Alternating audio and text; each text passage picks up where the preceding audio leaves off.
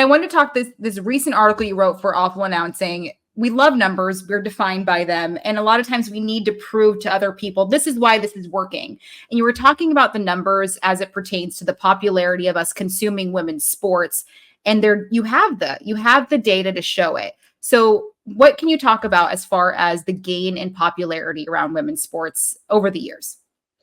Yeah, so I mean, as somebody who's covered the league since like 2016, we've sort of seen this coming down the pipe, right? So it's been growing. Viewership has been growing, social media engagement, coverage, all of that. But I want to say, like, I really started noticing a difference before the 2017 WNBA season, because usually preseason was crickets. You'd have no buildup Mm, in coverage to before the season started. Even the WNBA draft, it wasn't talked about and shown and even discussed or analyzed the way it is now.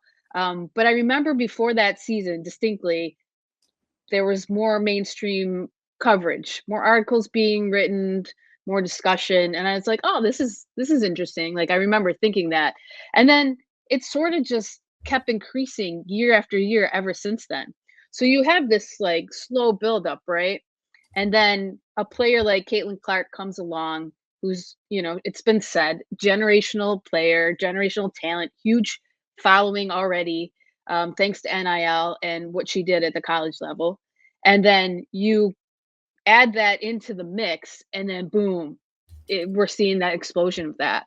So, I mean, I've said it. I've said it before in my awful announcing columns that this wick for what we're seeing right now in this explosion, not just in the WNBA, but like across women's sports, was lit a long time ago. We just didn't see it burn all the way down to because we're witnessing the explosion right now. right. But it's been lit.